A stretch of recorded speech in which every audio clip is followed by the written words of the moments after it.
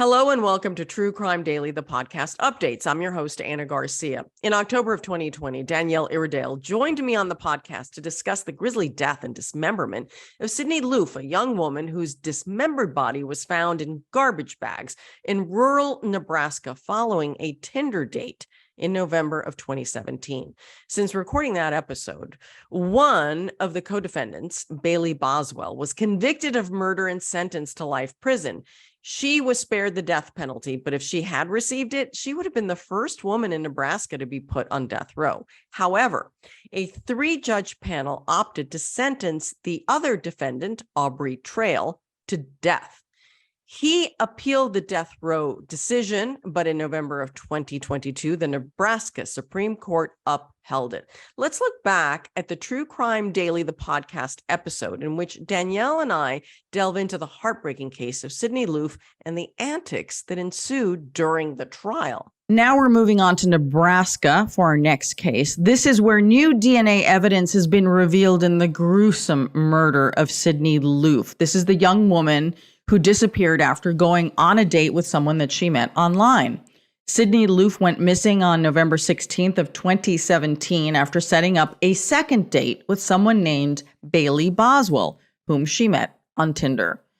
Now, the family said that Sydney had been depressed.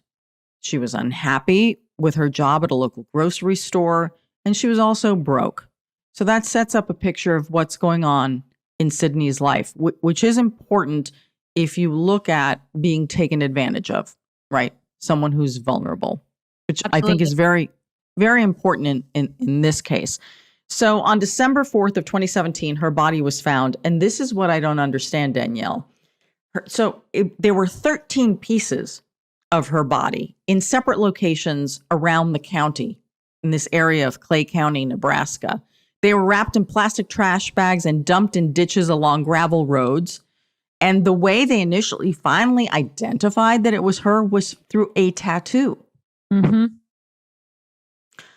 So here's the other part I'm having some trouble with. I know what you're going to say. The prosecutor said that none of her organs were found. When they did the autopsy, absolutely missing from her remains were all of her organs. That's really sick. It's a lot. And I know we'll talk about it, but there was the anatomy book that was also found, which will certainly be evidence the prosecutor will use. Oh my goodness. So also found at the crime scene, a sex toy, a dog leash, wads of duct tape, plastic sheets that were smeared with blood. This is really bizarre. The sauna suit, like one of those things to sweat in with the crotch cut out. And so then let's get back to the date, the last time we know anyone saw Sydney alive. So she went out with Bailey Boswell, who went by the name of Audrey on Tinder. Boswell lives with a man who's named Aubrey Trail. Boswell and Trail were seen at the Home Depot hours before that time period in which Sydney disappeared. Okay, they were seen purchasing the following items: a hacksaw, tin snips. What do you do with those? A utility knife, drop cloths, and here's something else that's so bizarre. On that same day that they went to Home Depot, they this would be like the boyfriend, all right, does a walk by, right? Does a drive by of where Sydney lives. Works. It's sounding a little premeditated here, obviously. And then they go through the phone records. And they start finding a lot of weird stuff going on. So they get a search warrant for the apartment that Trail and Boswell live in. Okay, right? This is the couple. And it seems like this couple just lured poor Sydney out for a very disturbing, oh my Lord, what they did to her as part of like what they said was a play acting of a movie that turns out to be a snuff film. Where do I go with this, Danielle?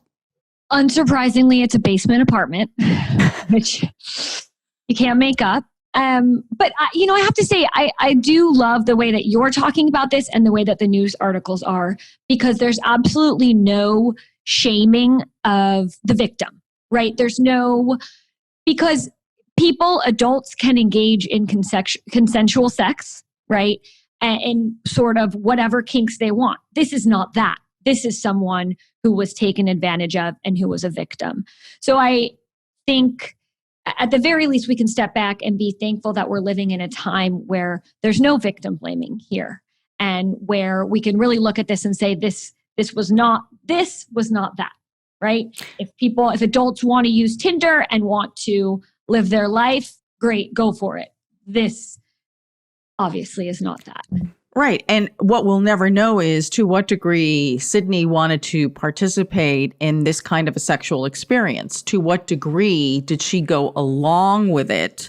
And at what point did it turn from a consensual sexual experience and then to murder, right? And the defense, the boyfriend and the girlfriend, right, who lured Sydney, their defense has kind of been, hey, things got a little out of hand and she wasn't supposed to die, and that's what happened, and we're really sorry, and that shouldn't have happened. So I'm glad you brought that up. There were a few things that I think people might be interested in from the other side. Why is this happening this way, right? So criminal defense attorneys cannot decide whether or not our clients will testify. It is absolutely up to the client. So that's a constitutional right that they're guaranteed. I can say, please, please, please don't. I'll even tell you a little detour. When I was a public defender in Manhattan, I had a client accused of indecent exposure and lewd acts in public. And I was a baby lawyer, and it was just a bench trial. And the young police officer, also a new officer, was too shy. So I kept asking him about my client's penis, because he had to testify that. They had to establish that it was exposed and that he was acting in a sexual way. And he couldn't talk about it. So I knew I was going to win, because they need to prove the case. And at least in my head, the judge says to me, okay, the prosecution rested. Are you going to rest, counsel? In other words, don't stop while you're ahead. Correct. Don't snatch, what do they say, defeat from the jaws of victory. So I turned to my client and I said, sir, I truly believe we're going to win. Please do not testify. It is your right. You may. Please do not testify. He insisted on testifying and walked up to the stand, and his pants dropped. And we all saw what the police officer was too scared to testify about. I will say in the end, that wasn't enough. I still got a not guilty on that one. But in this case, I'll bring it back, I promise. What Aubrey, right, the boyfriend, his defense might just be something that he thought of. And his lawyer, we don't know, might be sitting there saying, please don't do this. Please don't say this. But it's absolutely up to him. And sometimes when we do have, appointed clients, we want to do the best that we can. But there are some clients who won't talk to us. So that's why trials are the most exciting thing in the world, because this might have been a surprise to the defense team also. Because you never know when someone's going to drop their pants. Correct. Okay. And that was quite an experience, I bet. It really was. You know what? And clearly your client had a thing where he needed attention. That's why he was doing what he was doing. Hello. Anyway, sorry. Let's get back to this case. Acquitted. You're an excellent attorney, clearly. So when the police go to search the apartment of where the couple lived, they said that the landlord explained to the police, it's like, there's been a really strong smell of bleach the last few days. Ding, ding, ding, ding, ding, red flag. Investigators then found the hatchet, a package for that sauna suit, as well as cameras, zip ties, and they found a book called The Human Body Atlas. Now, ordinarily, that book is not so bizarre, but it is bizarre if the victim's organs are missing and why they'd be missing. It's definitely on the list of things that you don't want found at your murder client's house. Okay. But of all the things that were found, that seems to be like the least, that would implicate. But nonetheless, yes, it does tell a story. There's a picture that's building here. Then data from Boswell's 2 cell phones showed that she drove 200 miles back and forth to where the remains were all found, right? Remember that Sydney's remains were found all over the place. So then this is when we start getting the story about what may have happened. So Trail claims that Sydney was accidentally killed when they were filming a consensual sex fantasy and that she was strangled to death. And that's what really happened. And if that's what really happened, I don't think you had to go to all the crazy lengths of chopping her up and putting her all over the place unless you really thought that they'd never find her and that they'd never identify her. Right?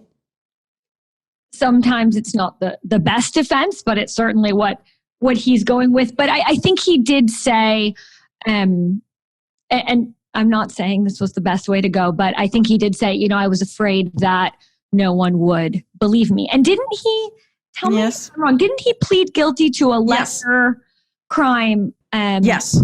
So it's weird. So in June of 2019, he pleaded guilty to improper disposal of Sydney's remains, but not guilty to murder or conspiracy. So, the prosecutors are saying there's a whole, so he's saying, oh, it was an accident. I'm making a movie. Yeah. I didn't mean to kill her because, she just died. So really, yes. Did I bury her body parts? Yes. Right. I will tell you in the court that that's what I did. I did that. But prosecutors are saying, no. That is not really what happened. They're arguing that he had planned for weeks to lure a woman via social media to try and kill. Now they're saying social media. I think it's funny. Sometimes prosecutors, depending on their age, think what they meant were dating apps. But okay. Or, it's possible that they were, profiling her already through her social media. That's also possible. He does admit that he choked Sydney with an extension cord as part of this sex movie that they were making. Now, during this murder trial, the defendant ends up suffering 2 heart attacks and a stroke. As if there isn't enough drama going on here, right? There's like another side story going on. And then something really bizarre happens. On June 28th, while in court, Trail suddenly speaks up and says, Bailey, that would be his girlfriend, is innocent. I curse you all. And then he slashes his neck a few times with either a sharp pen or maybe a piece of a razor blade. It was enough that he needed some stitches. It was more dramatic. It didn't really, seriously injure himself. And it sure as heck didn't stop the proceedings in court. Ultimately, they bandaged him up and got him back in there. Kept going. Yeah. All right. So 3 weeks of really grisly testimony, viewing 500 pieces of evidence. The jury took less than 3 hours to come back with a verdict. He was found guilty. Trail was found guilty of both first-degree murder and conspiracy to commit murder in the slaying and dismemberment of Sydney Loofe. But we're not done. We're not done. That's just one part, right? So now there is a current case, right? Because remember, so that's the guy involved in the murder, right? Charged with murder. And now his girlfriend, the one who met up with Sydney, her trial has now started. Okay, this is Boswell's trial. For all of you trying to keep up with all these names, I know it's really hard. So she's been charged with first-degree murder as well. And her trial began September 21st, just last month. And during the 9th day of the trial, an FBI forensic expert took the stand and has brought in 155 pieces of evidence. So now what's coming out while this is still going on, a lot of the DNA evidence is now coming out, and we're getting some information which is really interesting because there are apparently 17 crime scenes because that's where all her body parts were dumped and buried. And they have now found at the scene like things like latex gloves and all of this, and it's matching back to Sydney. So all this DNA evidence that's just been entered just in the last few weeks is coming back as being connected to the murder. It's almost as if the case is actually growing. Like, it feels like there's even more evidence than there was for the first trial for the other defendant. So sometimes time is on the side of the accused because it can lead to a more fair trial, and other times only more evidence can be introduced. I did want to mention it's interesting that they're tried separately. And what I'm thinking about is, what is Boswell's defense going to be? So the law allows for defense attorneys to move for separate trials. The case is called Bruton. Really, it means when a co-defendant's confession implicates the other defendant, they can't get a fair trial, right? So let's say you and I are charged with a crime and I confess, I say, I did it, but Anna did too. Well, that's not fair that what I said would be used against you.